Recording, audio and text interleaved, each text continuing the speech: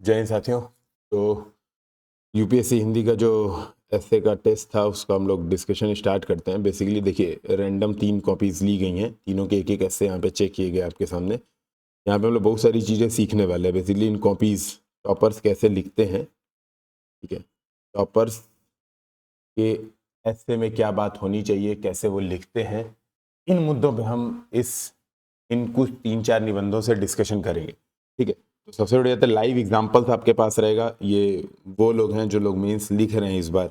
आपको ये भी पता चलेगा कि हाँ भाई, मेंस लिखते समय कैसे इंप्रूवमेंट होता है, कैसे फ्लो बनता है कि भैया आज चल रही है जून, जुलाई के समय क्या रहेगा, या मई चल रहा है तो जून के समय क्या अप्रोच रहेगी, आखिरी समय में क्या चीज़ सुधार होनी चाहिए, हमारे आंसर राइटिंग में या हमारे एस्से में क्या चीज़ सुधार होनी चाहिए, हम लोग सारे डिस्कशन करेंगे। ठीक है, इसी तरह से हम लोग जीएस के पेपर्स को भी डिस्कशन करेंगे, जो लोग इस बार मेंस दे रहे हैं उनकी कॉपीज से, ताकि हमें पता चले कि जब हम एग्ज़ाम दे रहे होंगे, जब हमारा मौका आएगा एग्ज़ाम देने का, तो हमें क्या चीज़ सही रखनी है।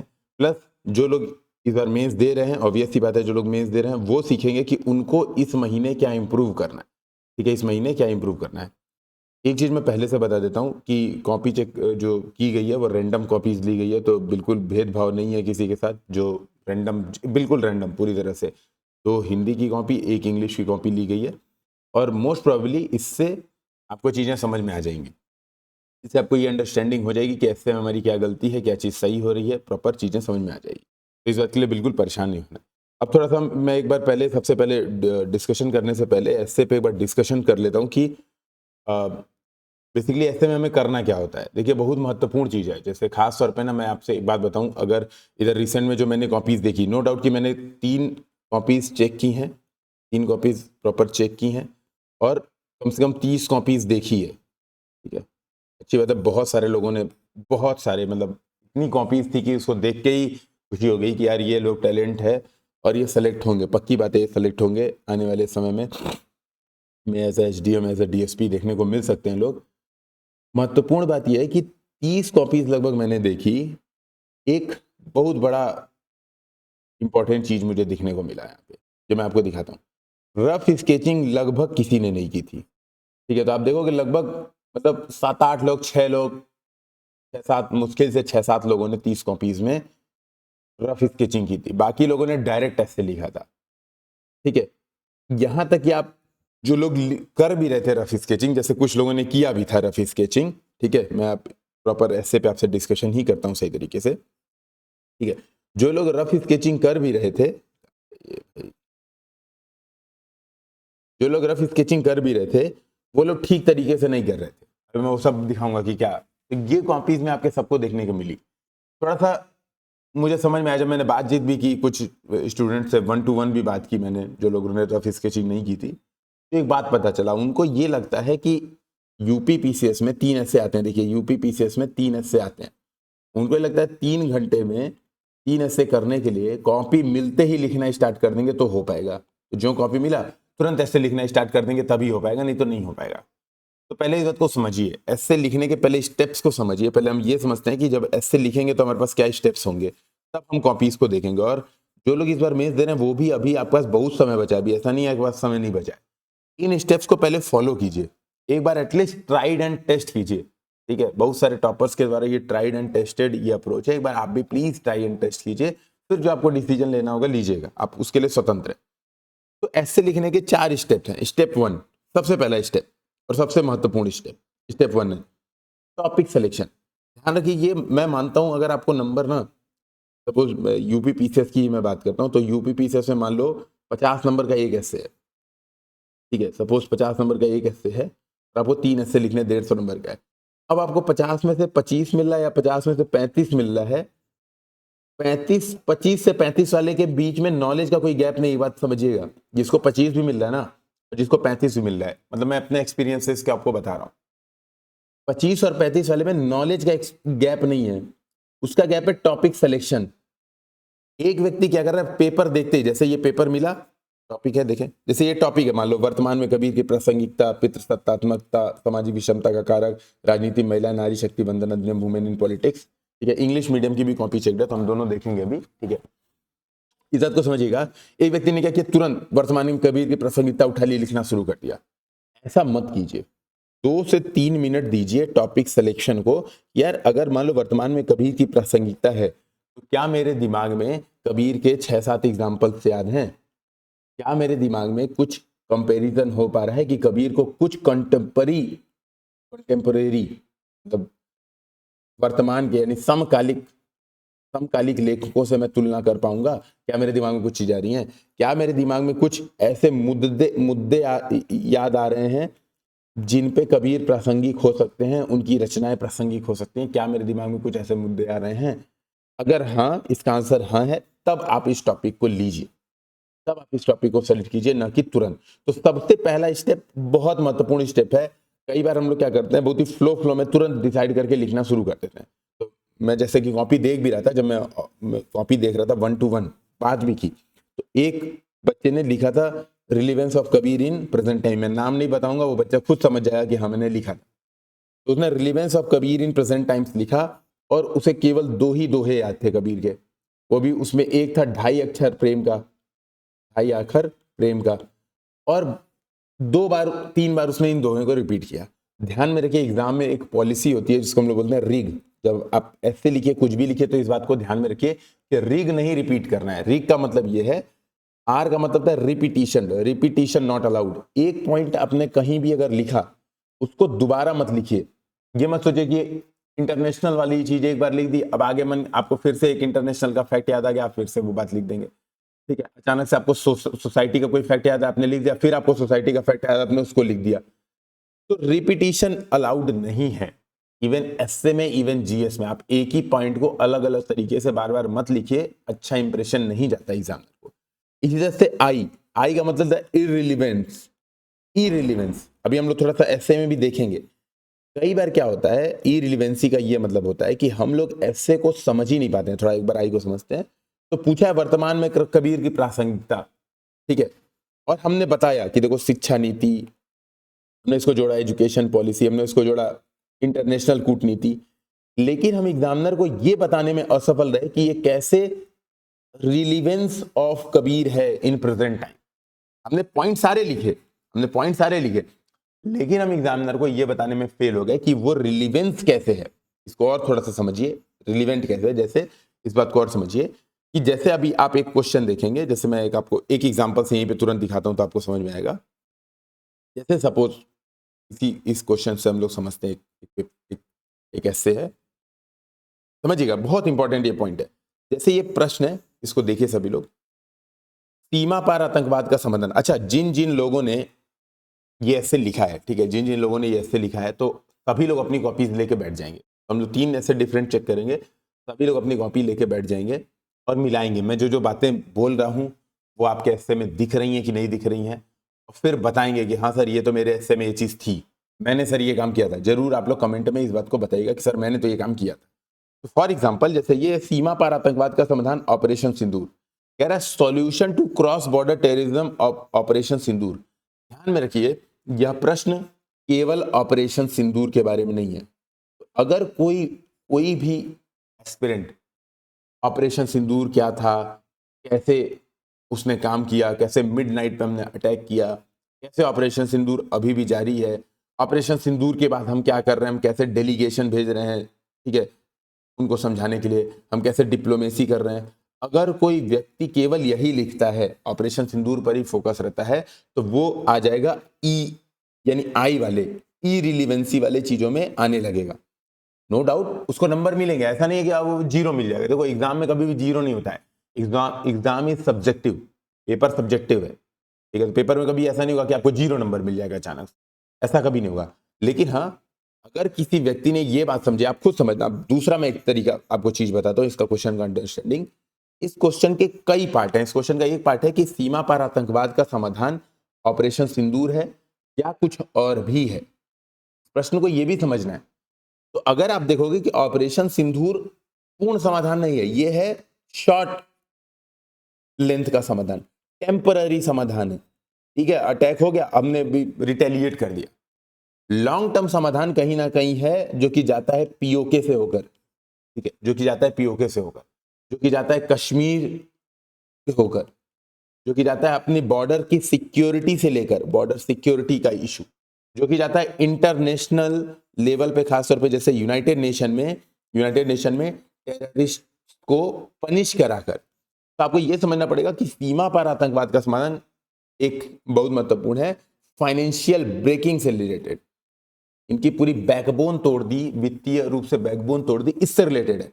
तो अगर आपने प्रश्न को ये समझा कि operation Sindoor is just a part of solution, it is just a short term solution, it is just a solution for may be 1-2 year. आप देखोगे इसके पहले भी हमने सर्जिकल स्ट्राइक की थी, ठीक है। ये बस ये दिखाता है ऑपरेशन सिंदूर कि अगर तुम हमें अटैक करोगे तो हम भी तुम्हें अटैक करेंगे, लेकिन क्या ऑपरेशन सिंदूर पूरी तरह से अटैक को रोक देगा? क्वेश्चन ये है, समझिएगा क्वेश्चन का डायमेंशन, ब्रियड डायमेंशन ये है। तो अगर आप भटक के लिख रहे हो, अगर आप केवल ऑपरेशन सिंदूर पे फोकस कर रहे हो, तो इसका मतलब है आप इरिलेवेंट लिखने लगे हो, प्रश्न में उतना इंपॉर्टेंस नहीं है, ठीक है। इस बात को समझिएगा। इस तरह से रिग में जो तीसरा रूल है जी जिसको हमने कहा था, यहां पे देखेंगे जी है, यहां पे कहां दिखा रहा था मैं, ठीक है लिख देता हूं मैं वापिस। तो जी है रिग, आर का मतलब हो गया रिपीटेशन नॉट अलाउड, आई का मतलब इरिलेवेंट नॉट अलाउड, जी का मतलब जनरलाइजेशन नॉट अलाउड। आप बहुत सारे पॉइंट लिख रहे हो, लेकिन आप केवल आप लिख रहे हो भारत में महिलाओं को सामाजिक, आर्थिक, राजनीतिक रूप से बहुत ही प्रताड़ित होना पड़ता है, आप ये बात लिख रहे हो। वहीं पे आप एक फैक्ट के साथ बता रहे हो कि भारत में महिलाओं की दुर्दशा को ग्लोबल जेंडर गैप इंडेक्स के माध्यम से देखा जा सकता है, इस रैंकिंग में पिछड़ेपन के माध्यम से देखा जा सकता है, ठीक है। और रैंक आपने दिखा दी, इतनी रैंक है। ये होता है फैक्चुअल ऑथेंटिक आंसर।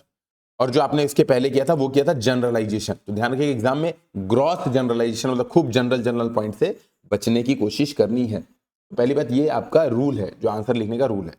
तो ऐसे में मैंने कहा कि स्टेप 1, हम ऐसे पे वापस आते हैं घूम के। स्टेप 1 क्या है? Topic selection. आपको टॉपिक सही सेलेक्ट करना है, समय लीजिए, हड़बड़ी में बिल्कुल मत कीजिए, 3-5 मिनट टाइम दीजिए इसको टॉपिक सेलेक्ट करने में, ठीक है। कितना हड़बड़ी है भाई, कहाँ भाग के जाना है, कौन सा हमें लंदन जाना है तुरंत की नहीं, हम जो है हमारी फ्लाइट है, ठीक है। दूसरा है रफ स्केच बनाइए। रफ स्केचिंग ऐसे की बहुत ज्यादा जरूरी है, अगर नहीं लिख रहे हैं उसी कंटेंट पे आप अपने मार्क्स बहुत ही बर्बाद कर रहे हो, बहुत ही बर्बाद कर रहे हो। तो मैंने कहा कि ये सबसे जरूरी पार्ट है, मैं इसको सबसे जरूरी पार्ट मानता हूं। इवन बहुत सारे टॉपर्स की मैं बात करूं, ठीक है, टॉपर्स की बात करूं तो बहुत ज्यादा ये इंपॉर्टेंट माना गया। इवन आप देखोगे इस साल के यूपीएससी का भी रिजल्ट देखोगे तो लोगों को एसए में 78 से लेके, जो मैंने मार्कशीट देखी 135 तक मार्क्स मैंने देखे, 78 से 135 तक। इतना गैप है यार, जिसके जीएस में 400 आ रहे हैं, ठीक है, एसए में 78 आ रहे हैं, तो कहीं ना कहीं उसने कुछ एरर की होगी, कहीं ना कहीं उसके नॉलेज में प्रॉब्लम नहीं होगी, कहीं ना कहीं उसने यही प्रॉब्लम की होगी कि उसने एसए को हड़बड़ी में लिख दिया होगा, एसए को समझा नहीं होगा, एसए का फ्लो नहीं बनाया होगा, रैंडम थॉट्स लिख दिए होंगे और गड़बड़ कर दिया। आप अगर देखो, एक मैं सिंपल सी बात बताता हूँ, रफ स्केचिंग में क्यों जरूरी है, इसको थोड़ा सा ऐसे भी समझिए, मैंने आगे नोट किया है। एक एस्से में आपको यूपी पीसीएस में लगभग 1 घंटा मिलेगा, ठीक है, 3 घंटे में 3 एस्से आपको लिखना है, ठीक है। 10 से 15 मिनट आप उसको डिवाइड कीजिए, एस्से के टाइमलाइन को डिवाइड कीजिए रफ स्केचिंग, 10 से 15 मिनट रफ स्केचिंग, बाकी 45 से 50 मिनट आप ऐसे लिखने पे जोड़ दीजिए। एक बात थोड़ा सा समझिएगा जो मैं कहना चाह रहा हूँ, ठीक, एक बात थोड़ा समझिएगा। मान लीजिए एक सिंपल सी बात है ना, बहुत साधारण सी बात है, मैंने इसीलिए लिख भी दिया। अगर आप 3 घंटे में 3250 शब्द, जब जीएस का आप आंसर राइटिंग करते हो, जब जीएस लिखते हो आप, तो आपको 20 क्वेश्चन लिखना होता है। 20 क्वेश्चन में से 10 क्वेश्चन होते हैं 125 शब्द के, 10 क्वेश्चन होते हैं 200 शब्द के। अगर आप 3 घंटे में 3250 लिख पा रहे हो, तो क्या आप 45 मिनट में 700 नहीं लिख पाओगे? आपको लगता है? सीधे कैलकुलेट करो, 7 मिनट में 125 शब्द, यानी 42 मिनट में आपके हो जाएंगे लगभग 750 शब्द, लगभग क्या डायरेक्ट 750। तो 42 मिनट में आपकी स्पीड 750 शब्द लिखने की ऑलरेडी है, ठीक है, ऑलरेडी है। आप ये मत डरो। तो मैंने बहुत सारे लोगों से बात की तो उनको डर लगता है कि ऐसे 1 घंटे में कंप्लीट हो पाएगा कि नहीं।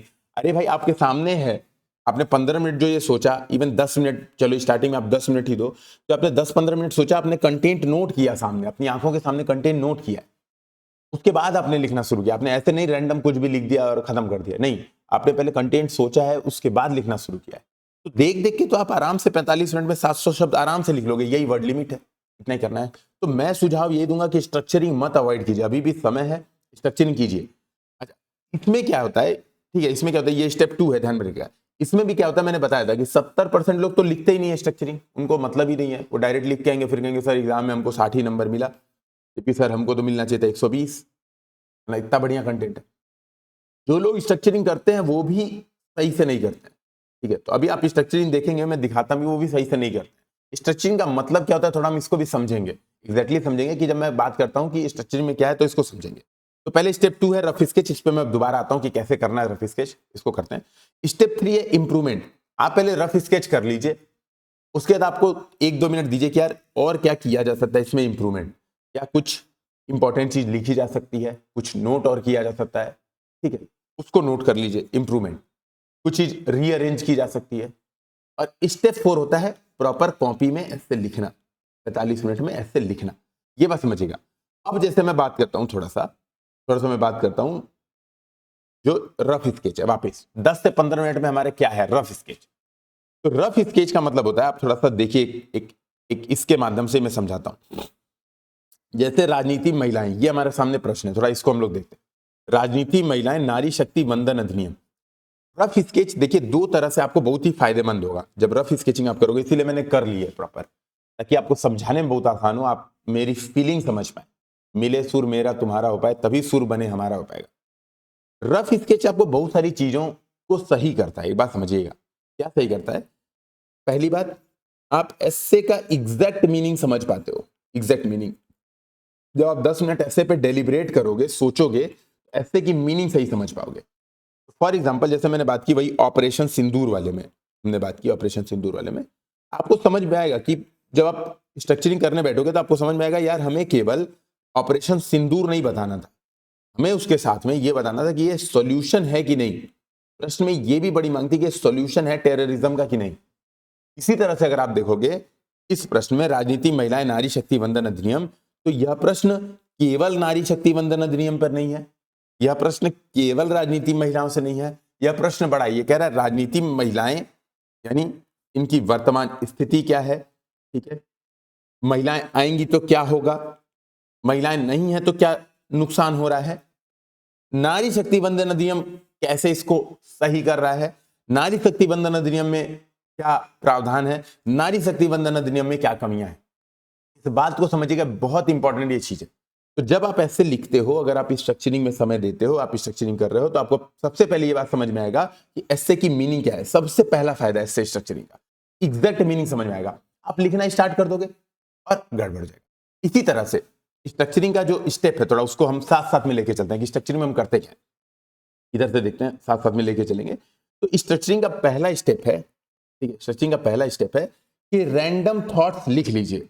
जो जो आपके दिमाग में रैंडम थॉट्स आए, जो जो उसको लिख लीजिए पन्ने में, यही होती है स्ट्रक्चरिंग, जो जो रैंडम थॉट्स आए। तो जैसे मैं ये ऐसे जब लिख रहा हूं तो मेरे दिमाग में आ रहा है कि इसमें बताना पड़ेगा कि महिलाओं के आने में फायदे क्या हैं, तो मैंने एक फायदे लिख लिया। इसमें मुझे आ रहा है कि मेरे दिमाग में रैंडम थॉट आया कि नारी शक्ति वंदन अधिनियम क्या है, इसके बारे में बताना है, मैंने ये लिख लिया। इसके बाद मेरे दिमाग में आया कि चुनौतियां क्या होंगी नारी शक्ति वंदन अधिनियम, या महिलाएं क्यों नहीं हैं, क्या चुनौतियां हो रही हैं कि महिलाएं, राजनीति महिलाएं बहुत कम है, मेरे दिमाग में ये चुनौती आई, तो मैंने इसको रैंडम थॉट्स लिख लिया। अब मैंने क्या किया, इसके अंदर के रैंडम थॉट्स लिखने शुरू किए कि अगर महिलाएं आएंगी तो क्या फायदा होगा, अपराध कम होगा, लैंगिक न्याय सुनिश्चित होगा, राजनीति में धन बल का प्रयोग कम होगा, और राजनीति में डिस्कशन, डेलिब्रेशन और डिबेट बढ़ेगा, 3D बढ़ेगा। मैंने जो पॉइंट मेरे दिमाग में मैंने सोच लिया, ऐसे रैंडम लिख लिया। फिर मैंने डिसाइड किया चुनौतियां क्या हैं, क्यों महिलाएं नहीं आती हैं, तो मुझे लगा आर्थिक चुनौती है कि उनके पास पैसा नहीं होता है। दूसरा मुझे लगा राजनीतिक चुनौती है कि क्या है कि बेस जो महिलाओं को, जो बेसिकली जो हमारा रोल मॉडल है, रोल मॉडल की कमियां हैं, ठीक है, बेसिक लेवल पे जो जो जिला लेवल पे पॉलिटिक्स है, जो आप कह सकते हो ग्राउंड लेवल पे पॉलिटिक्स है, उसमें महिलाओं की भागीदारी बड़ी न्यून है, पार्टियां नहीं सपोर्ट करती हैं। तो मेरे दिमाग में आया कि हाँ ये सेकंड थॉट है। थर्ड थॉट मेरे दिमाग में आया कि पितृसत्तात्मक समाज है, महिलाओं को ऐसे ही आप कह सकते हो मौके कम है, अवसरों की कमी है, अशिक्षा है, ठीक है, कलंक से भी जोड़ के देखा जाता है कि अरे वो महिला बाहर निकल रही है, वो बड़ी बदमाश किस्म की महिला है, ये भी कलंक से भी जुड़ा हुआ है। तो मैंने रैंडम थॉट सोचे, देखो ये जो मेरे दिमाग में पॉइंट्स आए मैंने सोचा, मैं तुरंत सोचा।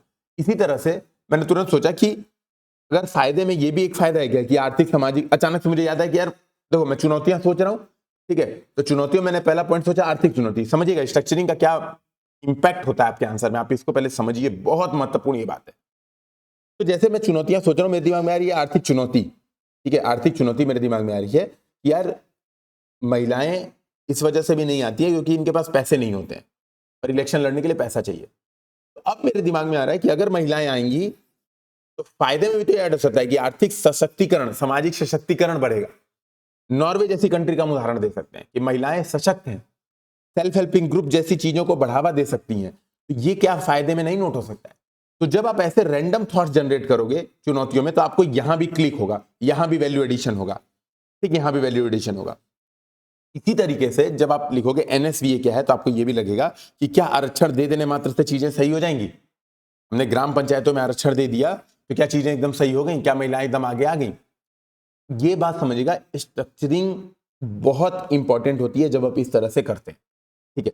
अब तो ये पहला स्टेज हो गया। तो पहला स्टेज स्ट्रक्चरिंग का क्या हुआ, हमने रैंडम थॉट सारे नोट कर लिए, जो जो हमारे दिमाग में रैंडम थॉट थे कि ये होगा वो होगा ये होगा वो होगा, नोट कर लिया। दूसरा स्टेप है स्ट्रक्चरिंग का, थॉट्स की ग्रुपिंग कीजिए, बहुत जरूरी ग्रुपिंग है। तो दूसरा स्टेप है थॉट्स की ग्रुपिंग कीजिए। स्ट्रक्चरिंग में दूसरा स्टेप फिर से ध्यान रखिए, ग्रुपिंग कीजिए। जब मैं ग्रुपिंग को कह रहा हूं, ध्यान रखिए, बहुत सारे एस्पिरेंट ये गलतियां कर रहे हैं, बहुत सारे। अभी भी आप सोचो, आप कई लोग इसमें से 7वां मेंस देने जा रहे हैं भाई, है ना, आपका 7वां मेंस है, फिर भी आप यही गलतियां कर रहे हो तो गड़बड़। फॉर एग्जाम्पल, आप अचानक से बता रहे हो कि नॉर्वे, आप एग्जाम्पल दे रहे हो कि नॉर्वे में महिलाओं की स्थिति, आपने ये बात बताई सपोज।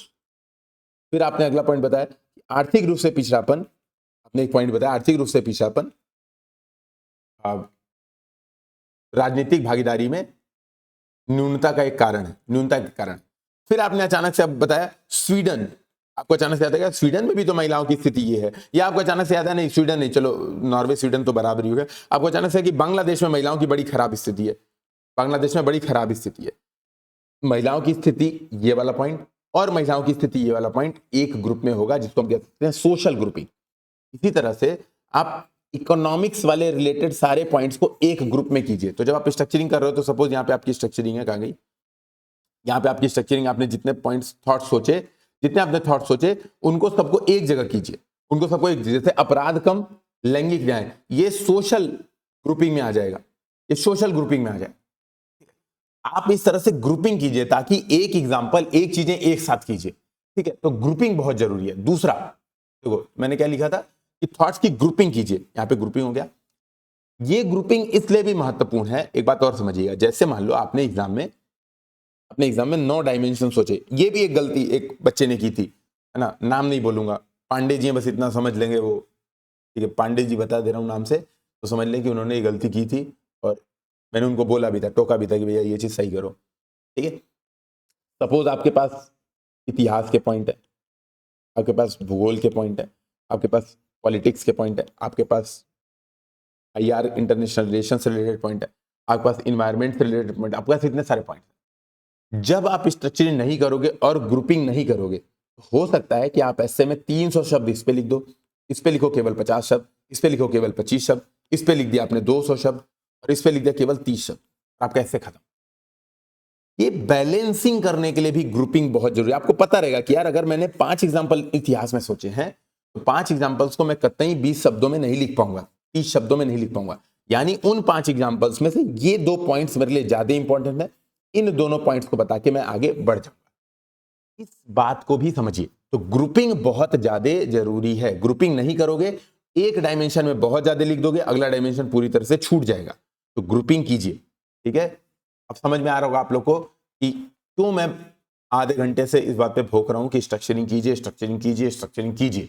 अब समझ में आएगा। दूसरी चीज है, थॉट्स को ऑर्डर में लगाइए, थॉट्स को ऑर्डर में भी लगाइए कि सबसे पहले क्या लिखना है, उसके बाद में क्या लिखना है। तो फॉर एग्जांपल यहीं पे देखेंगे, जैसे मैंने स्ट्रक्चरिंग की, ठीक है, जैसे मैंने यहीं पे स्ट्रक्चरिंग की, तो अब मेरे दिमाग में क्या है कि बैकग्राउंड है, मेरे दिमाग में एक है कि जब मैं इस आंसर को लिखूंगा राजनीतिक महिलाएं, ठीक है, राजनीतिक महिलाएं नारी शक्ति वंदन अधिनियम, तो मैं सबसे पहले तो बैकग्राउंड लिखूंगा। अब मेरे दिमाग में आ रहा है कि मैं सबसे पहले NSVA को समझाऊं बैकग्राउंड लिखने के बाद कि महिलाओं की स्थिति बड़ी खराब है, NSVA क्या है, ठीक है, कैसे NSVA चुनौतियों से निपटेगा, क्या मैं पहले इसको लिखूं, या मैं सबसे पहले ये बताऊं कि राजनीति में महिलाओं की भागीदारी से क्या क्या फायदे हैं, या मैं सबसे पहले बताऊं कि राजनीति में महिलाएं क्यों नहीं आ रही हैं, चुनौतियां बताऊं। तो मेरे पास 3-4 ऑप्शन हैं, अब मुझे सेलेक्ट करना पड़ेगा। जब मैं ये सेलेक्ट करने बैठूंगा 30 सेकंड 40 सेकंड, इससे ज्यादा इसमें समय नहीं लगता है, इस ऑर्डर को करने में इससे ज्यादा समय नहीं लगेगा। सपोज आपने यही डिसाइड किया, ऐतिहासिक, भौगोलिक, पॉलिटिक्स, IR, आपने यही डिसाइड किया कि हम इस तरह से फ्लो बढ़ाएंगे, तो यहां पे भी आपको ऑर्डरिंग करने में बहुत आसान होगा कि यार इतिहास सबसे पहले बताना चाहिए, इतिहास का सोसाइटी सबसे पहले बताना चाहिए, सोसाइटी के बाद जियोग्राफी सबसे पहले यानी प्राकृतिक नेचुरल कारक सबसे पहले बताना चाहिए, फिर पॉलिटिक्स बताना चाहिए, फिर IR बताना चाहिए। बेसिकली GS के सिलेबस का जो फ्लो है कि GS1 का सिलेबस, GS2 का सिलेबस, GS3 का सिलेबस, इस फ्लो में हमें आगे बढ़ना चाहिए। तो आपके लिए फ्लो डिसाइड करना बहुत आसान होता है, इसमें इससे ज्यादा समय नहीं लगता है, 30-40 सेकंड ही लगता है, लेकिन वो 30-40 सेकंड देने से आपका बहुत बड़ा काम हो जाता है, आपको पता ही नहीं चलता कि आपने कितना आसानी से चीजों को कर लिया। तो फॉर एग्जांपल यहां पे मैं सोच रहा हूं कि मैं पहले NSVA लिखूं, ठीक है, NSVA लिखूं, और फिर मैं बताऊं कि महिलाओं के फायदे क्या है राजनीति में आने से, या मैं ऐसे करता हूं कि सबसे पहले बैकग्राउंड बताता हूं, फिर NSVA को बताता हूं कि NSVA क्या है, फिर मैं बताऊं तो कि NSVA कैसे महिलाओं की राजनीति में भागीदारी से जुड़ी जो चुनौतियां हैं, आर्थिक चुनौतियां, राजनीतिक चुनौतियां, सामाजिक चुनौतियां, शैक्षणिक चुनौतियां, कैसे इन पर इंपैक्ट डाल रहा है। फिर मैं बताऊं कि राजनीति में महिलाओं के आने के ये फायदे हैं, इसलिए हमें ये उपाय करके महिलाओं को राजनीति में लाना चाहिए। NSVA is just part of that solution. NSVA यानी नारी शक्ति वंदन अधिनियम केवल उस सॉल्यूशन का यानी समाधान का एक पार्ट मात्र है। तो हमें तब समझ में आएगा, जब आप स्ट्रक्चरिंग करोगे तब आपको समझ में आएगा कि आपका रियल फ्लो क्या बनेगा। और ध्यान में रखिए, एसए में फ्लो बहुत महत्वपूर्ण है। आप अचानक से 2 सीढ़ी ऊपर जाके 3 सीढ़ी नीचे नहीं आ सकते, सांप सीढ़ी नहीं खेलना है एसए में। एसए में चढ़ते जाना है। इंट्रोडक्शन के बाद हमें कंक्लूजन तक आना है, न कि यहां पे लाके एग्जामिनर को कंफ्यूज कर देना है, यहाँ पे आके कोई क्वेश्चन उठा देना है। तो flow is very important in SA, ये ध्यान रखिए। तीसरी बात, ठीक है, तो ये हमारा हो गया ऑर्डर में लाना। तीसरा स्टेज है स्ट्रक्चरिंग का, इंट्रोडक्शन पूरा लिखिए, रफ इंट्रोडक्शन पूरा लिखिए। अभी हम देखेंगे भी, अब ये बात समझ लीजिएगा, तो अभी हम एसए की कॉपी जब देखेंगे तीन लोगों की, तो आपको समझ में आ जाएगा कि मैं क्यों बोल रहा हूँ ये चीजें। 2-3 मिनट इंट्रोडक्शन पूरा लिखिए। होता क्या है, देखिए, एग्जामिनर आपकी कॉपी जब चेक करने आता है, एसए की आपकी जब कॉपी देखता है, इंट्रोडक्शन उसका टोन सेट कर देता है, टोन सेट कर देगा। इंट्रोडक्शन आपका देखेगा, उसके दिमाग में अब आ जाएगा कि यार इसको नंबर कितने देने चाहिए, वो आइडिया बना लेगा। ठीक है, इंट्रोडक्शन से ही। सपोज फॉर एग्जांपल मैं आपको एक बात बताता हूँ, जैसे यहीं पे एक समझिएगा, जैसे मान लो यही ऑपरेशन सिंदूर है, मैं ऑपरेशन सिंदूर की एक बात बताता हूँ, जैसे यही है, इसी क्वेश्चन को हम थोड़ा सा देखते हैं, तो अभी समझ में भी आएगा कि मैं क्या कहना चाह रहा हूँ, मेरी क्या फीलिंग है। फिर हम कॉपीज भी देखेंगे, अभी कॉपी देखना स्टार्ट नहीं किया है, ठीक है। पहले समझाना ये जरूर था कि ऐसे क्यों इतना इंपॉर्टेंट है ऐसे। सपोज ये है कि solution to cross border terrorism operation Sindoor, suppose ये हमारे पास क्वेश्चन। अब मैंने क्या किया, मैंने कहानी लिखी, मैं इसको मिटा देता हूँ, ये डिस्कशन कर चुके हैं। सपोज मैंने कहानी लिखी और मैंने कहानी में ये लिखा कि 23 अप्रैल या जो भी तारीख थी, मुझे तारीख नहीं याद है, जो भी एग्जैक्ट तारीख थी, उस तारीख को क्या हुआ, अटैक हुआ, और ठीक है, और बच्चों के सामने, बूढ़ों के सामने इत्यादि के सामने उनके लोगों का कत्ल कर दिया गया, धर्म इत्यादि पूछ कर। सपोज मैं ये बैकग्राउंड सेट कर रहा हूँ, ठीक है, और मैं सीधे लिखना शुरू कर दिया।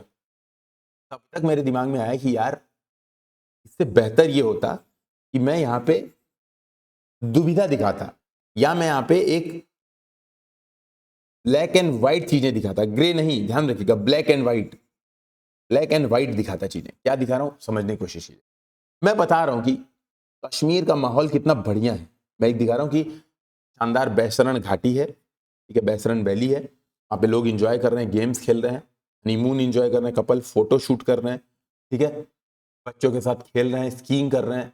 ऐसे 2-3 चीजें बता रहा हूं, अचानक से गोलियां चलने की आवाज आती है और लोग जमीन पर दिखते हैं, पूछ कर कुछ लोग लोगों को मारने लगते हैं।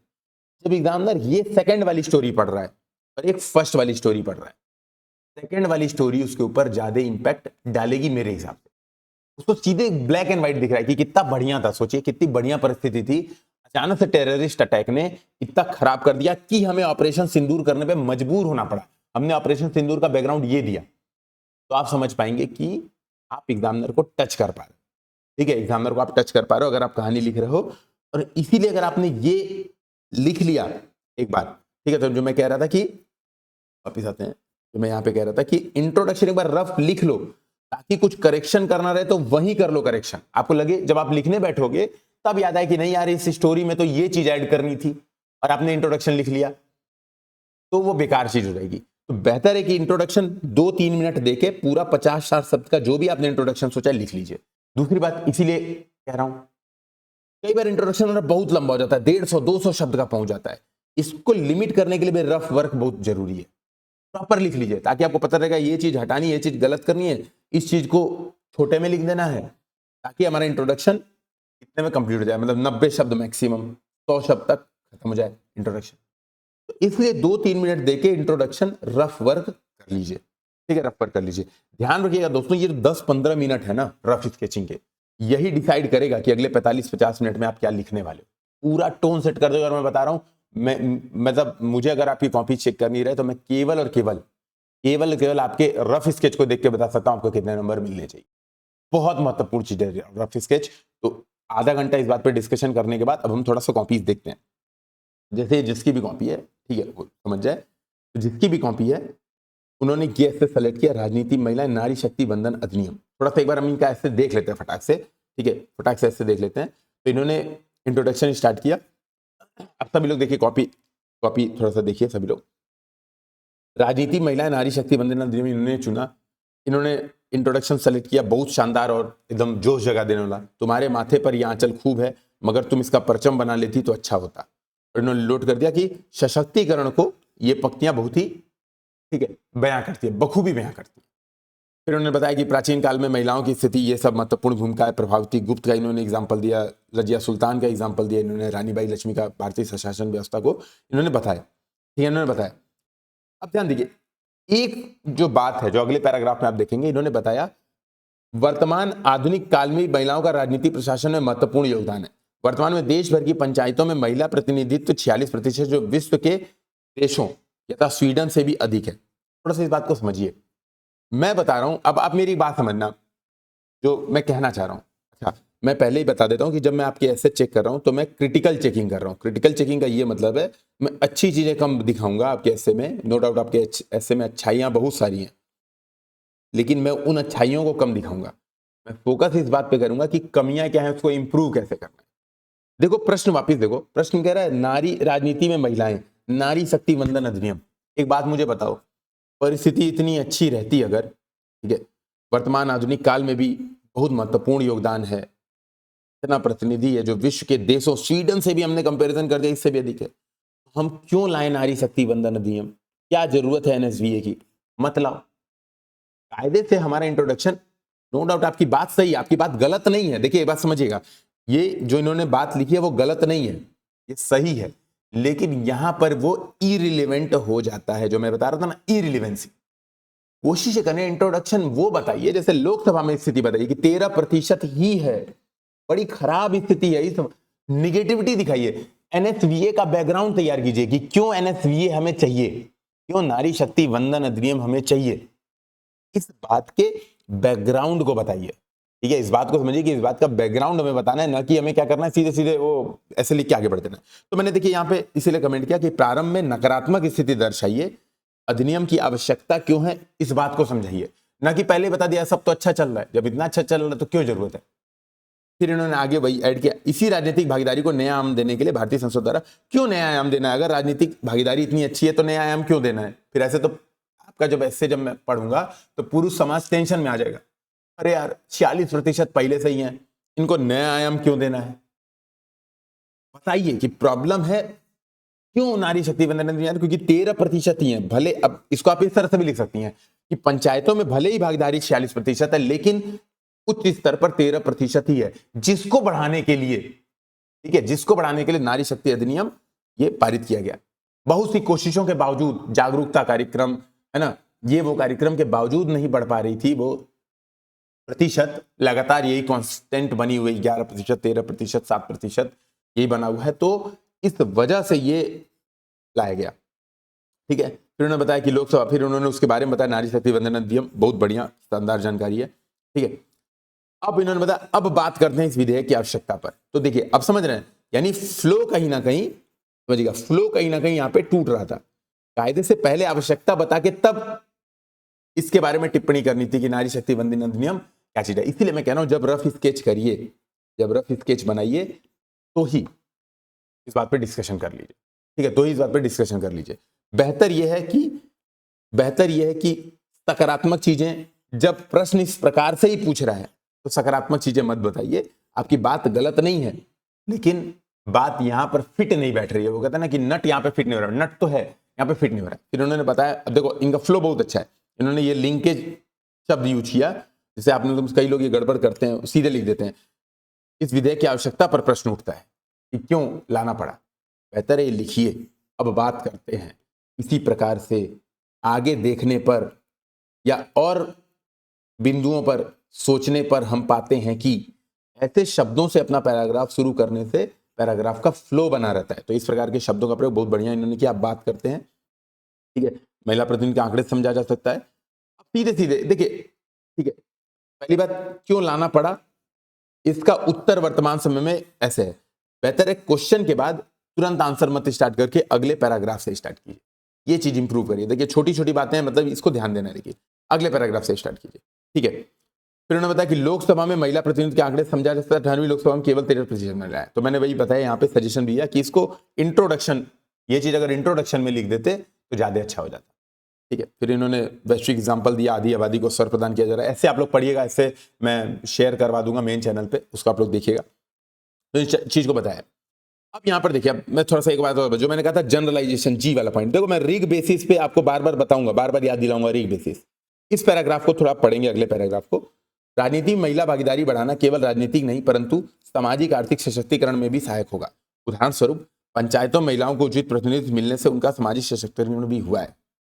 ये पॉइंट अच्छा है, सही है, लेकिन जनरल है। इसको ऑथेंटिकेट करने के लिए या तो उदाहरण दीजिए कि पंचायतों में महिलाओं को उचित प्रतिनिधित्व, कैसे सामाजिक सशक्तिकरण हुआ है, कैसे सेल्फ हेल्पिंग ग्रुप बढ़े हैं, कितनी संख्या में सेल्फ हेल्पिंग ग्रुप बढ़े हैं, कितनी संख्या में भागीदारी निभाई जा रही है, निर्णय निर्माण में भागीदारी निभाई जा रही है, ठीक है। कितनी भागीदारी एमजी नरेगा में, बेसिकली आप देखो एमजी नरेगा में, मुझे फैक्ट एग्जैक्ट नहीं याद है, 45% या 55% महिलाओं की भागीदारी है, शायद 55 है, 55% महिला है। तो क्या महिलाओं की भागीदारी से ये चीज लिंक है, इस एग्जांपल्स को दे के समझाइए। ये पॉइंट जनरल है, उचित प्रतिनिधित्व सामाजिक सशक्तिकरण भी हुआ है, कैसे हुआ है, कोई एग्जांपल दिखाइए। छवि राजपूत का एग्जांपल इन्होंने आगे लिखा है एग्जांपल, लेकिन यहां पे नहीं लिखा है। तो जनरल पॉइंट्स के बजाय एक दो एग्जांपल्स के साथ, कोई फैक्ट के साथ अपने पॉइंट को ऐड कीजिए। उन्होंने बताया आज महिलाएं ग्रामीण में अपनी बात दृढ़तापूर्वक रख के सम्मान पा रही हैं, तो कहीं ना कहीं राजनीतिक सशक्तिकरण सहायक हुआ है। इनके नेतृत्व में क्षमता में सुधार हुआ है, कार्य कुशलता में वृद्धि हुई है। ये भी जनरल पॉइंट है, नेतृत्व कुशलता में सुधार हुआ है, कार्य कुशलता में वृद्धि हुई है। कुछ एग्जाम्पल दीजिए। यह राजनीतिक और सामाजिक सशक्तिकरण, आर्थिक सशक्तिकरण भी प्रभावित करता है, परिवार और समाज में निर्णय लेने के अधिकार को बढ़ावा देता है। यहाँ पे भी एग्जाम्पल देना पड़ेगा, यहाँ पे भी एग्जाम्पल देना पड़ेगा। बहुत बढ़िया इन्होंने पॉइंट लिखा, लेकिन एग्जाम्पल देना पड़ेगा। फिर उन्होंने पैराग्राफ लिखा, महिला नेतृत्व से प्रशासन में प्रभावशीलता, संवेदनशीलता, अनुक्रियशीलता में वृद्धि होती है। अब देखिए, अब वो बता रही हैं कि आप जो भी जिनकी कॉपी है वो बता रहे हैं या बता रही हैं, वो बता रहे हैं कि आवश्यकता या बेसिकली कहते हैं क्यों फायदेमंद है ना, क्यों फायदेमंद है राजनीति महिलाओं का आना। अचानक से उन्होंने ये बात बताया, तो बेहतर है एक लिंकेज फ्रेज जोड़िए यहाँ पे। इसी प्रकार महिला नेतृत्व से प्रभावशीलता, अनुक्रियशीलता इत्यादि में वृद्धि होती है। इन्होंने सुषमा का एग्जांपल दिया, छवि राजपूत का एग्जांपल दिया, ठीक है। फिर उन्होंने ये बातें बताई, है ना, और ये है। अब इन्होंने कंक्लूजन भी बहुत बढ़िया, देखिए कब शब्दों में इन्होंने कंक्लूजन भी किया है, ठीक है। तू आग बन फौलाद बन, बहुत बढ़िया कविता लिखे, कंक्लूजन किया, अच्छा है कंक्लूजन। थोड़ा सा एक दो सुझाव इनकी कॉपीज में जो है वो देखिए। हमने महिलाओं की राजनीति में भागीदारी बताई है, ठीक है, राजनीति में भागीदारी बताइए। पहली बात देखिए, क्वेश्चन क्या है, राजनीति में महिलाएं, भारतीय राजनीति में महिलाएं नहीं है, नारी शक्ति वंदन अधिनियम, ठीक है, नारी शक्ति वंदन अधिनियम। थोड़ा सा इस प्रश्न को एक बार डिबेट करते हैं, डिस्कशन करते हैं 5 मिनट, फिर अगले कॉपीज पे बढ़ेंगे। कॉपी चेक करने में 10 मिनट से ज्यादा समय नहीं लगेगा, मतलब आप लोग कॉपी दिखाने में 10 मिनट से ज्यादा समय नहीं लगेगा। तो विद इन 1 आवर हम लोग सेशन समाप्त कर देंगे, ठीक है। लेकिन देखिएगा, मैं सुझाव दूंगा कि सभी लोग देखिएगा।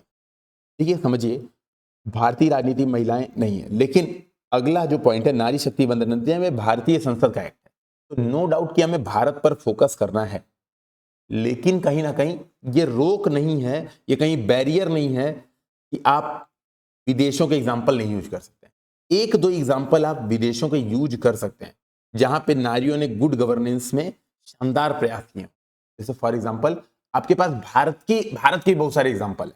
जैसे इसी प्रश्न में मैं होता इंदिरा गांधी, जयललिता, सुषमा स्वराज, मायावती जैसे उदाहरण को कोट करता, इन्होंने ऐसा किया, इन्होंने ऐसा किया। Indira Gandhi is iron lady. ऐसे मौके क्यों राजनीति में महिला जरूरत है? जब बात आती है देश की सुरक्षा से रिलेटेड, देश की रक्षा से रिलेटेड, तो ये लोग 1971 का युद्ध करने से भी पीछे नहीं हटते हैं। ये लोग वहां पे दुर्गा शक्ति का भी प्रयोग होते हैं, है ना, दुर्गा शक्ति भी दर्शाती हैं। तो ये चीज आपके आंसर में दिख सकती थी, ठीक है। कहीं ना कहीं महिलाएं डिसीजन मेकिंग में बहुत ही सुदृढ़ डिसीजन ले सकती हैं। आपको ये चीज भी अपने आंसर में एक पॉइंट दिखाना चाहिए था। इस तरह से शेख हसीना का एग्जांपल आप दे सकते हैं। इसी तरह से आप हिलेरी क्लिंटन का एग्जांपल दे सकते हैं और बता सकते हैं कि इतने सशक्त होने के बावजूद अमेरिका जैसे देशों में भी अभी तक एक भी महिला राष्ट्रपति नहीं बन पाई है। कहीं ना कहीं जो दिखाता है कि केवल भारत में नहीं, यह समस्या पूरे विश्व में विद्यमान है। आप एक दो पॉइंट इस बात पे आप लिख सकते हैं आराम, कोई मना नहीं कर रहा। इसके बाद एक चीज और है जो मैं बोलूंगा, जो आप लोग के आंसर में दिखना चाहिए, जो मैं खोज रहा था आपके आंसर में, एक बहुत महत्वपूर्ण कीवर्ड जो कि मैंने 10 बार बोला है कि कम से कम इसको लिखिएगा। जब भी महिलाओं से रिलेटेड प्रश्न आए, तीन चीजें आपके आंसर में दिखनी चाहिए। नीति आयोग का कीवर्ड है इच्छा शक्ति, ज्ञान शक्ति और कर्म शक्ति। तो राजनीति में महिलाएं जब बढ़ेंगी तो उनकी इच्छा शक्ति, उनकी ज्ञान शक्ति और उनकी कर्म शक्ति, ये तीनों पर फोकस करना पड़ेगा, तब जाके महिलाएं बनेंगी, ठीक है। दूसरी बात, इस प्रश्न में एक बहुत जरूरी पॉइंट था, आपको बताना था कि नारी शक्ति वंदन अधिनियम ही सब काम नहीं कर पाएगा। आपको इस पे थोड़ा बताना चाहिए था, थोड़े प्रॉब्लम्स की। केवल नारी शक्ति वंदन अधिनियम से कुछ नहीं होगा, आरक्षण दे देने मात्र से कुछ नहीं होगा, ठीक है। फिर वो पंचायत पति की प्रॉब्लम होने लगेगी, बड़े लेवल पे होने लगेगी ये प्रॉब्लम, ठीक है। तो हमें कहीं ना कहीं ग्रास रूट लेवल, इन्होंने ये बात उल्लेख की है अपने हिस्से में, आप लोग पढ़ेगा देखिएगा, इन्होंने बात उल्लेख की है कि पंचायत पति जैसी समस्या। लेकिन मैं कह रहा हूं कि इस बात को समझना पड़ेगा कि और एक्सप्लेन इसको मानता है।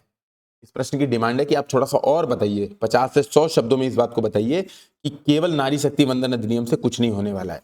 इसके लिए ग्रास रूट लेवल पे कार्यकर्ताओं का समूह तैयार करना पड़ेगा। इसके लिए राजनीति दलों को अंदर टिकट बांटने में भी आरक्षण देना पड़ेगा, दलों को टिकट बांटने में आरक्षण दीजिए। तो कुछ इनोवेटिव सजेशंस आप दीजिए, कंक्लूजन उसके साथ कीजिए, इनोवेटिव सजेशंस के साथ कंक्लूजन कीजिए, ज्यादा अच्छा होगा, ठीक है।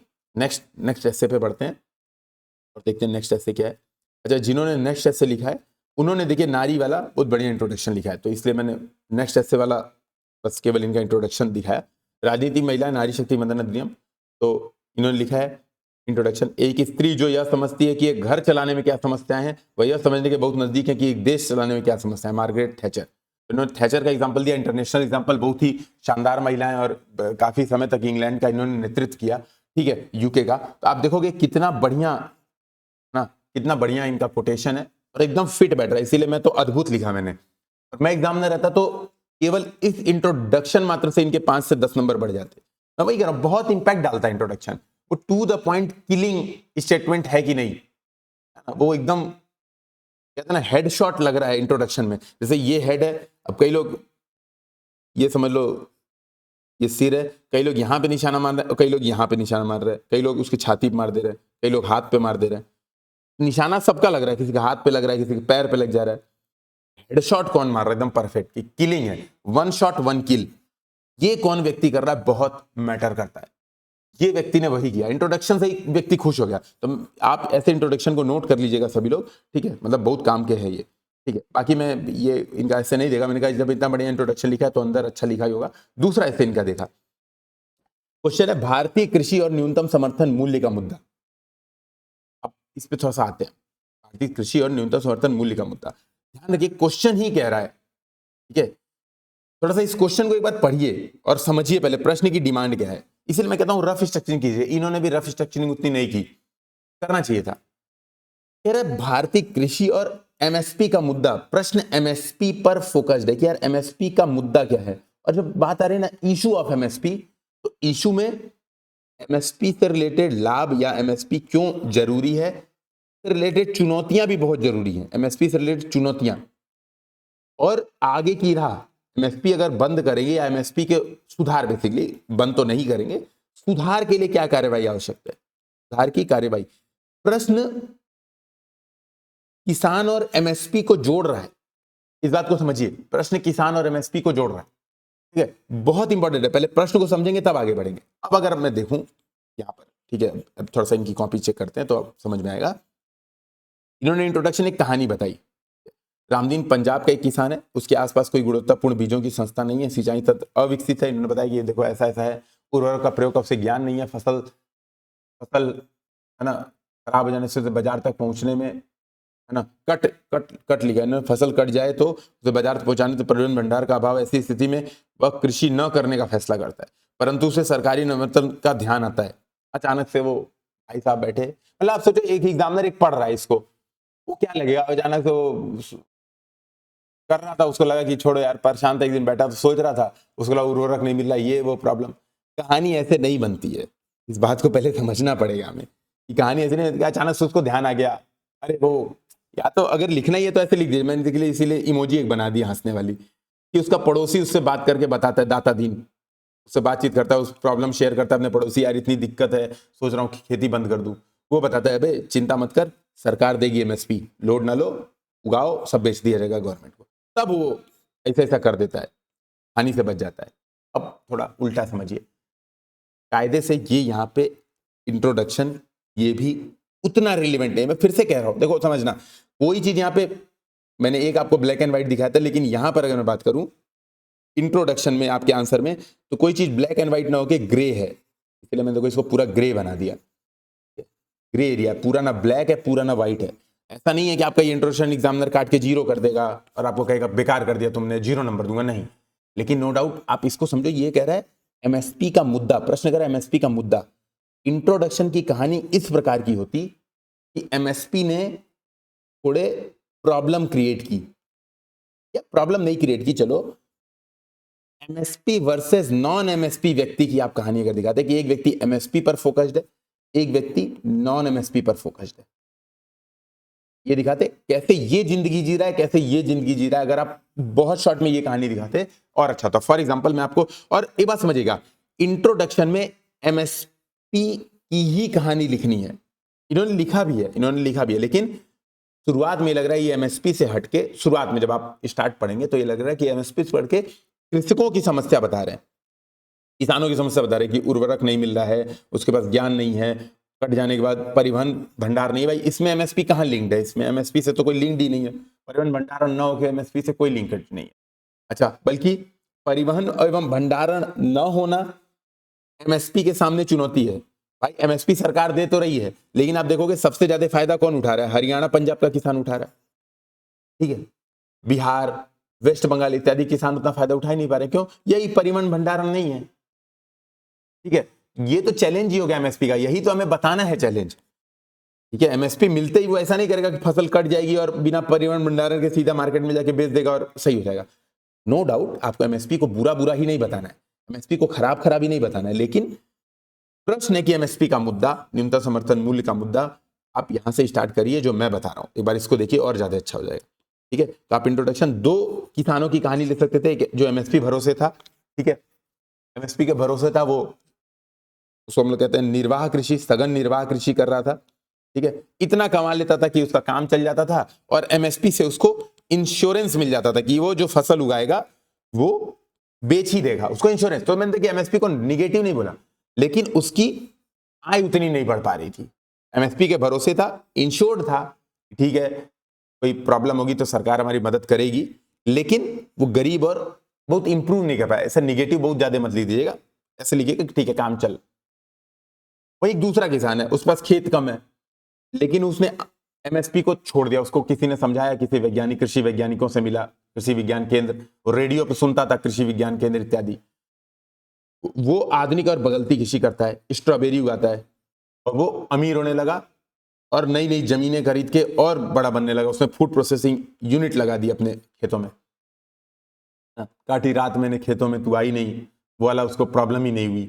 ठीक है, ये बात समझिए, जबरदस्ती मैंने भिड़ा दिया, जैसे आप लोग भी ऐसे ही भिड़ाते हो कोई भी पॉइंट कहीं भी। ठीक है, यहां पे ये दो कहानियां, दो अलग व्हाइट एंड ब्लैक कहानियां, ये एकदम व्हाइट एंड ब्लैक कहानी है दो।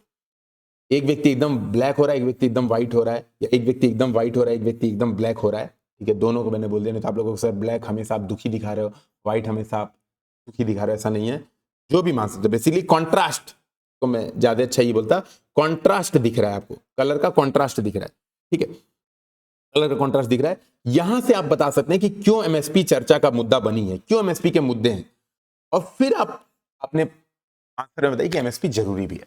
तो अगर मैं देखूं, मैं इसकी स्ट्रक्चरिंग करता हूं इस ऐसे कि मैं अपनी स्ट्रक्चरिंग अगर करूं, मुझे आप अपनी स्ट्रक्चरिंग करनी है, तो मैं क्या करूंगा, मैं या तो कहानी जो कि ये वाली कहानी थी मैं वो बताता, या फिर मैं कृषक आंदोलन का एक इवेंट उठा देता कि एमएसपी को मांग को लेके आग लगा दिया, दिल्ली तंबू बॉर्डर एकदम ये कर दिया। आखिर में एमएसपी होने के बावजूद इतना किसान समस्या में क्यों है, एमएसपी की गारंटी की बात कही जा रही है, तो मैं कृषक आंदोलन का एक न्यूज या एक इवेंट या एक उसकी कहानी उठा के अपना एमएसपी के मुद्दे पर इंट्रोडक्शन दे सकता था।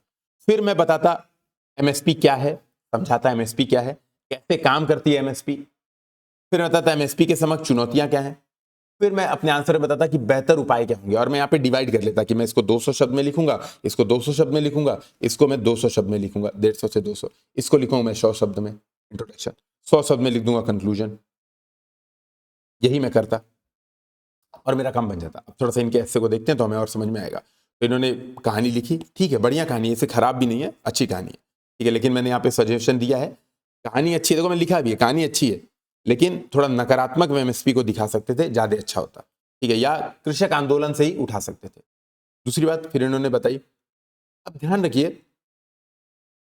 फिर इन्होंने पहला पहलू बताया कि सरकार देती है, फिर केस हिस्ट्री में बताई गई, केस हिस्ट्री नहीं है, बेसिकली केस हिस्ट्री होती है जो रियल होती है, उसको बोलते हैं केस हिस्ट्री। जो आपने अपने मन से बनाई है वो कहानी या कथानक है। ठीक है, जो आपकी मनगढ़ंत है, ये रामदीन नाम का ऐसा कोई किसान नहीं था, मुझे भी पता है, तो शब्दों के जाल से थोड़ा सा सही रहे, केस हिस्ट्री नहीं है, वो कहानी है। ठीक है, तो आपने बढ़िया, फिर इन्होंने क्या किया, बहुत अच्छे प्रश्न खड़े किए कि एमएसपी से क्या अवसंरचना का विकास हुआ है, क्या पूंजी निर्माण हुआ है, कैपिटल क्रिएशन हुआ है ना। तो इन्होंने एमएसपी के भी लाभ हानि दोनों बता दिया इंट्रोडक्शन में ही कि देखो एमएसपी के लाभ और हानि दोनों है, उन्होंने बढ़िया बहुत सही बताया।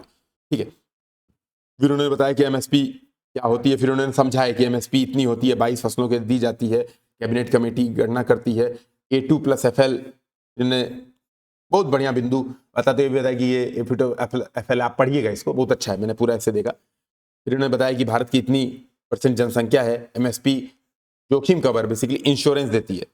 देखिए, जो मैं यहाँ पे समझाना चाह रहा हूँ, जो मैंने लिखा भी है, इनके कॉपी में सजेशन दिया भी है, कंटेंट बहुत शानदार है, पर फ्लो में रखने के लिए शब्दों के चयन पे इनको ध्यान देना है। कई बार ये शब्दों का दोहराव कर रहे हैं, जैसे एमएसपी का महत्व, ऊपर भी कहीं पे इन्होंने लिखा है इसके महत्व, ऐसे मत कीजिए। जब अपना आंसर आपने लिख लिया ना, अब सोचिए एक बार कि क्या इस पूरे पैराग्राफ को, ये जो इतना इन्होंने पॉइंट लिखा है इतना, क्या इसको और शॉर्ट कर सकता था बिना कंटेंट में समझौता किए, और शॉर्ट कर सकता था, टू द पॉइंट और लिख सकता था बिना कंटेंट में कमी किए? अगर हाँ, तो इसको सुधारिए।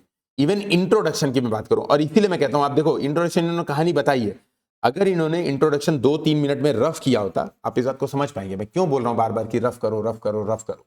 इन्होंने अगर रफ किया होता 2-3 मिनट, तो यहां पे शब्दों का चयन और अच्छा हो जाता, और अच्छा हो जाता। इन्होंने पंजाब का किसान यूज किया, लेकिन उसके पास गुणवत्ता बीज नहीं है, उसके पास परिवहन अवसंरचना नहीं है। मेरे भाई, मेरी बहन, जिसने भी कॉपी लिखा है, पंजाब के किसान के अगर पास ये नहीं है, तो नॉर्थ ईस्ट वालों की क्या हाल हो रही होगी। तो आप सोचो, पंजाब का किसान सबसे समृद्ध, उसका सब है भाई, परिवहन भंडार उसके पास सब है, तो आप इस बात को सही कर पाते 2-3 मिनट में। ये बताते यूपी का किसान, भाई अगर सीधी बात है, पूर्वांचल का किसान बता देते, ठीक है, जिसका अवसंरचना नहीं है। नॉर्थ ईस्ट का कोई किसान उठा लेते जिसके पास कुछ नहीं है। आप उठा रहे हो पंजाब का किसान, इसीलिए रफ वर्क अगर करोगे तो यहां पे भी शब्दों का बहुत करोगे कि उसके पास ज्ञान नहीं है तकनीकी प्रयोग का, आधुनिक उपकरणों, उर्वरकों इत्यादि के प्रयोग का। टू द पॉइंट और लिख पाओगे अगर आप अपना ऐसे दोबारा देख के सोचोगे कि हम क्या करें, कैसे इसको और सही कर सकते हैं। ठीक है, तो इन्होंने जलवायु इत्यादि का बताया, लेकिन एक चीज और है, इन्होंने एक बड़ा पॉइंट मिस किया, एमएसपी का राजनीतिक मुद्दा। क्या डिमांड चल रही है किसानों की, इस बात को समझिए। ठीक है, क्या डिमांड चल रही है किसानों की, किसान क्यों पेंशन मांग रहे हैं, क्यों हर महीने बेरोजगारी भत्ता मांग रहे हैं किसान, कैसे कृषि में डिस्गाइज अनएम्प्लॉयमेंट है। ये टॉपिक अगर आप उठा रहे हो तो इन बिंदुओं पर चर्चा होनी ही चाहिए, राजनीतिक मुद्दा कैसे, और ये चीज इनके हिस्से में रह गई है, इसको इनको इंप्रूव करना है। ठीक है, फिर उन्होंने यहाँ पे सब चीजें बताते हुए कंक्लूजन दिया। ठीक है, इन्होंने बोला कि अतः भारत में एमएसपी एक आवश्यक बुराई के रूप में महत्वपूर्ण है। एक बार कृषि अवसंरचना का विकास हो जाए तो फिर एमएसपी के पुनर्निर्धारण पर विचार किया जा सकता है। इससे एमएसपी के पुनर्निर्धारण पर विचार करने से बेहतर है आप इस बात को बताइए, एमएसपी का मुद्दा इतना, कंक्लूजन में इस बात को लिखिए कि एमएसपी का मुद्दा इतना आसान नहीं है जितना हम समझ रहे हैं। राजनीतिक मुद्दा भी है, आर्थिक मुद्दा भी है, सामाजिक मुद्दा भी है, यानी संपूर्ण कृषि में ही आमूलचूल परिवर्तन करने होंगे। आप सुझाव इस तरह से दीजिए, मत लिखिए कि एमएसपी के पुनर्निर्धारण में विचार किया जा सकता है और एक क्वेश्चन आपने एग्जामिनर के ऊपर क्रिएट कर दिया कि क्या पुनर्निर्धारण होगा, किस प्रकार का पुनर्निर्धारण करना चाहता है ये बालक। बेहतर ये है आप उसको बताइए कि एमएसपी आवश्यक बुराई आपने बहुत अच्छा बताया, तो कोई कमी नहीं है, लेकिन इतना आसान मुद्दा नहीं है कि हम पुनर्विचार कर पाएंगे। इसके लिए कृषि में आमूलचूल परिवर्तन करने होंगे। सुझाव दीजिए, निजी निवेश बढ़ाना होगा ताकि सरकार के भरोसे न रहे, इनोवेशन बढ़ाना होगा, स्टार्टअप्स प्रमोट करने होंगे। विकसित देशों का एक दो एग्जांपल दे सकते हैं आपकी, छोटे उनके भी खेत हैं, कुछ विकसित देश, खासतौर पर यूरोपियन कंट्री, कैसे उन्होंने फार्म क्रिएट किए हैं, कैसे उन्होंने सब्जियों की खेती की है, कैसे उन्होंने फलों, वाइन हाउस विश्व का बन के आए हैं, वो महंगे प्रोडक्ट बेचते हैं। लिंक कीजिए फूड प्रोसेसिंग इंडस्ट्री से, फिर देखिए आपका सुझाव, आपका कंक्लूजन कितना जबरदस्त बनेगा। ठीक है, लास्ट जो हम लोग की कॉपी है हम उसको देखते हैं। ठीक है, बहुत टाइम लगता है, बहुत एफर्ट लगता है, तो मैं चाहूँगा कि आप लोग इसको देखिए सही से। ठीक है, अपने व्यूज़ कमेंट में कीजिए, और लिटरली लगभग 6 घंटा लगा है 30-35 की कॉपी देखने में, बहुत टाइम टेकिंग प्रोसेस है ये। तो मैं सुझाव दूंगा कि थोड़ा सा आप लोग भी एफर्ट को, है ना, अगर सही लगे तो, नहीं सही लगता तो कोई बात नहीं। सीमा पार आतंकवाद का समाधान ऑपरेशन सिंदूर। ठीक है, अब मैं रहता, पहले मैं अपना बता रहा हूँ मैं क्या करता, मैं रहता तो मैं कैसे स्ट्रक्चरिंग करता, और फिर देखते हैं हम लोग इस क्वेश्चन। तो मैं इंट्रोडक्शन में, अब ये इंग्लिश, एक इंग्लिश मीडियम की कर लें तो इंग्लिश मीडियम कहेंगे सर हमारे साथ भेदभाव करते हैं, तो ये कर लेते हैं। तो इंट्रोडक्शन में क्या करता, एक स्टोरी स्टार्ट कर देता, how people were enjoying immunity, सीमा पे मना रहे थे बढ़िया उनके चिल्ड्रन और उनकी फैमिली के साथ, सडनली अटैक होता है, और इसके रिटेलिएशन में क्या होता है, ऑपरेशन सिंदूर होता है। ठीक है, भारत ने इसके रिटेलिएशन में ऑपरेशन सिंदूर किया। तो एक बैकग्राउंड ये दे सकता था। ठीक है, ये मेरे पास एक अच्छा बैकग्राउंड था।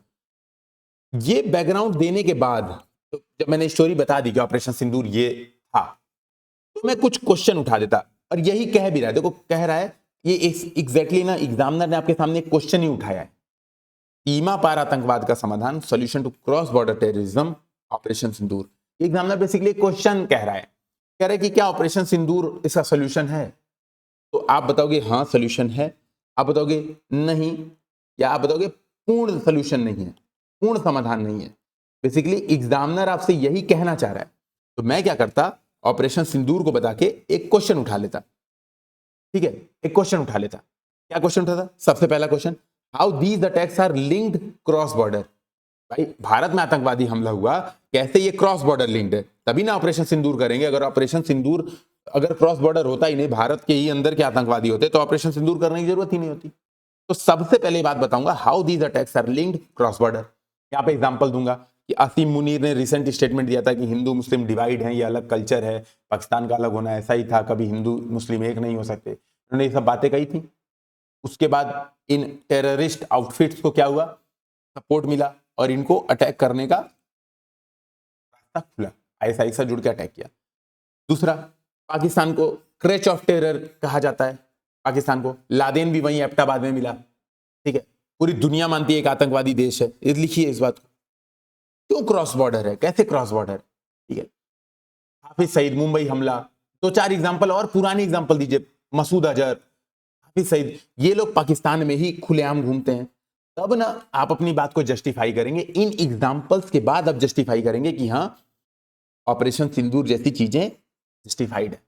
अगर आप ये बात बता ही नहीं रहे हो, क्वेश्चन उठा ही नहीं रहे हो, इस बात पे डिस्कशन ही नहीं करो कि पाकिस्तान में टेररिज्म है, पाकिस्तान में टेररिज्म लगातार है, तो आप अपनी बात को जस्टिफाई नहीं कर पाओगे कि ऑपरेशन सिंदूर जरूरी क्यों है। इस बात को समझिए, क्वेश्चन ऑपरेशन सिंदूर पे नहीं था, क्वेश्चन था operation Sindoor is solution, question इस पे था। फिर मैं बताता सर्जिकल स्ट्राइक क्या है और ऑपरेशन सिंदूर के बारे में थोड़ा बात बताता कि ऑपरेशन सिंदूर कैसे प्लान हुआ, क्या हुआ।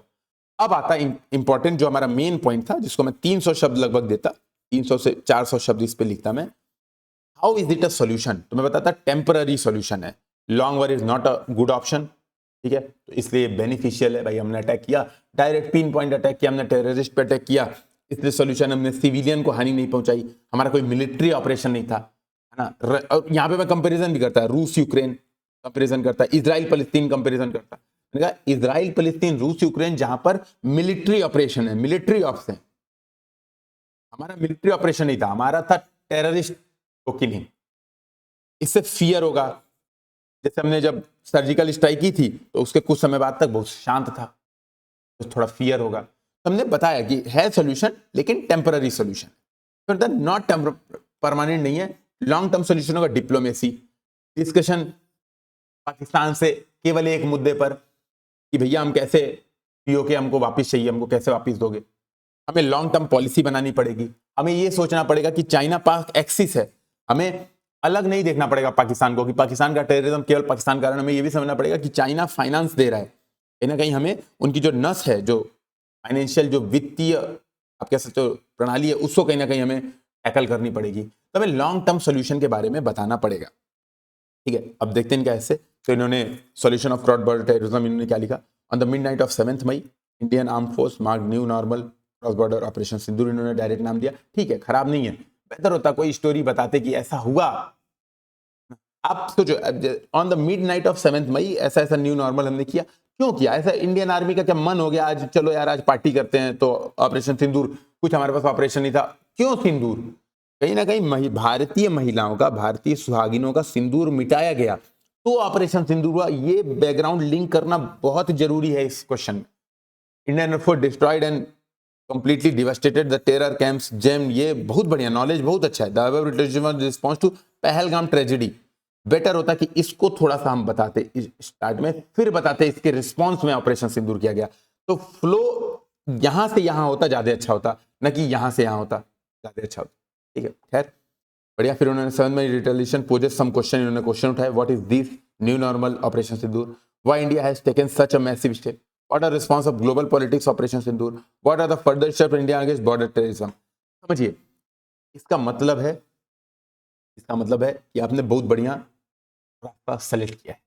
बेसिकली इन्हीं क्वेश्चंस का अगर आप आंसर दे दोगे तो आपका ऐसे कंप्लीट हो जाएगा। लेकिन ध्यान में रखिए, लेकिन जिनका भी है ऐसे एक बात ध्यान में रखें, हमें ये भी बात समझनी पड़ेगी कि प्रश्न केवल ऑपरेशन सिंदूर पे नहीं है, what is the response of global politics to operation Sindoor, प्रश्न है क्रॉस बॉर्डर टेररिज्म पे, जो कि ये इंपॉर्टेंट हो जाता है, what are the further steps of India against cross border terrorism, ठीक है, ये ज्यादा जरूरी क्वेश्चन हो जाता है।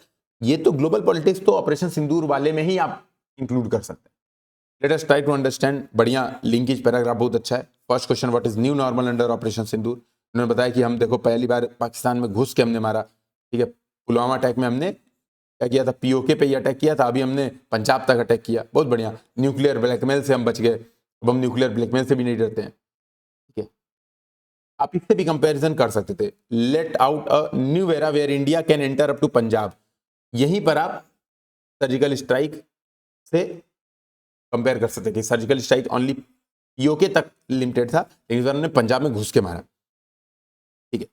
एक पॉइंट बहुत इंपॉर्टेंट ऐड करना था, इंडस वाटर ट्रीटी का सस्पेंशन, इन्होंने हालांकि इस बात को बताया लेकिन कीवर्ड थोड़ा सा रह गया, include that blood and water can not flow in this speech post operation also, है ना, Pakistan banking cross border terrorism, better होता इंडस वाटर ट्रीटी यहां पर लिख के इस बात को बताया जाता, इंडस वाटर ट्रीटी इंडिया ने इसीलिए क्या वो कर दिया, सस्पेंड कर दिया, ठीक है। फिर यूनाइटेड नेशन को इन्होंने बताया, turning to our global response, इन्होंने बताया कि ग्लोबल रिस्पांस में इजराइल का भी रिस्पांस ऐड कर देते हैं, ज़्यादा अच्छा हो जाता। टर्की का इन्होंने रिस्पांस दिया, बहुत अच्छा पॉइंट दिया राजनाथ सिंह ने, बताया कि कैसे IMF ने और सपोर्ट किया, बहुत बढ़िया, इनके पॉइंट बहुत अच्छे हैं। As far as the further steps of operation Sindoor against terrorism are concerned, India has launched another operation killer operates through the search and PM Modi highlight the operation not just. अब बात समझिएगा, कहने का ये मतलब है, हमें इस बात समझनी पड़ेगी, क्वेश्चन ऑपरेशन सिंदूर पे नहीं है। जैसे आप लिखे कि अभी राजनाथ सिंह ने कहा ऑपरेशन सिंदूर अभी भी जारी है, खत्म नहीं होगा, कब तक नहीं खत्म होगा, उसकी डेडलाइन नहीं तय की है। नहीं भाई, तो प्लीज समझिए, इस बात को प्लीज समझिए। वो ये समझना पड़ेगा कि हमें लिंक करना पड़ेगा कि लॉन्ग टर्म सोल्यूशन क्या है, या बेसिकली ऑपरेशन सिंदूर ही सोल्यूशन है कि नहीं, हमें ये बात डिस्कशन करना होगा। ठीक है, तो देखिए अचानक से कंक्लूजन खत्म भी हो गया है, तो बेहतर वही होता। मैंने जो स्ट्रक्चरिंग बताई है, आप इसको एक बार फिर से ध्यान से देखिए। ठीक है, फिर से ध्यान से देखिए कि क्या ये स्ट्रक्चरिंग आपको ज़्यादा समझ में आ रही है जो मैंने यहाँ पे करवाई है। डिप्लोमेसी कीवर्ड्स, ठीक है, कि POK ही चाहिए, POK पे ही बात होगी, उनकी फाइनेंशियल पूरी कटौती कर देना, उनसे पूरा व्यापार रोक देना, बिजनेस रोक देना, और अटैक करना पड़ेगा उन फाइनेंसेस पे। इसके लिए किसका यूज करना पड़ेगा? FATF जैसे इंस्टीट्यूशंस का। ये सब थोड़ा अपने आंसर में और डालते तो ज्यादा अच्छा होता है। फोकस हमारा केवल ऑपरेशन सिंदूर नहीं होगा, इसलिए मैंने सजेशन भी शायद दिया है एक जगह। मैंने कहा देखिए, एक सजेशन दिया है लास्ट में, question is not about only operation Sindoor, it is about whether it is solution of cross border terrorism और नॉट। और इस पे सोचिए, थिंक अगेन, थिंक दिस। ठीक है, तो कोई प्रॉब्लम हो तो आप इसको बताइए। बाकी इन्होंने देखिए अच्छी बात ये की कि इन्होंने स्ट्रक्चरिंग बढ़िया की है। ठीक है, और हो सकता है कि इनका बेस्ट ऐसे मैंने नहीं चेक किया है, तो ये भी ऑब्वियसली मैंने केवल सेलेक्टेड एसेज ही चेक किए हैं, लिमिटेड समय ही था। ठीक है, फिर जो प्रॉब्लम्स हो कमेंट्स में बताइए। जय हिंद, जय भारत।